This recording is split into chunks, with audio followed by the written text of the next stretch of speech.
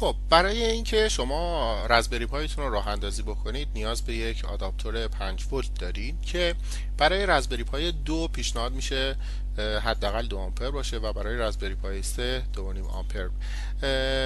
دو اگر آداپتور شما 2 آمپر هم باشه میتونه راه اندازی بکنه، اما اگر سخت افزار جانبی مثل LCD، دانگل یا چیزهای دیگه اضافه میکنید بهتره که از آداپتور 2.5 آمپر استفاده بکنید که مشکلی پیدا نکنید.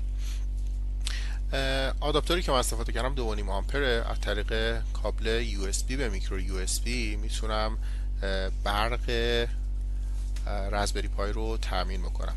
خب من این رو به برق میزنم و الان اگر من اون رو به برد وصل بکنم راه میفته، اما اگر شما مانیتور HDMI دارید با کابل HDMI استاندارد هم میتونید خیلی راحت رزبری پای رو بوت بکنید.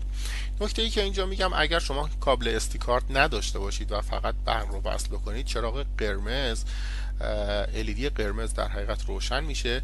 این به این معنیه که شما هیچ SD کارتی ندارید ولی برق رزبری پای شما روشنه و همینطور که میبینید SD کارت داخلش وجود نداره. از این طریق شما میتونید اگر SD کارت شما مشکل داره متوجه میشه. اگر SD کارت شما به هر دلیلی مشکل داشته باشه و رزبری پای اون رو نشناسه، کارت فقط چراغ قرمز شما روشن میشه و هیچ اتفاق دیگه ای نمیفته. خیلی مواقع استی کارت شما مشکل داره و شما از این طریق میتونید بفهمید که استی کارتتون مشکل داره و باید اون رو عوضش بکنید یا مجددا سیستم عامل رو روی اون رایت بکنید. اگر سیستم عامل شما مشکلی نداشته باشه ببینیم چه اتفاقی میفته. الان من استی کارت رو که یک استی کارت سندیسک که 8 گیگ هست و رزبیان روی اون نصب شده رو داخل برد رزبری وارد کنم.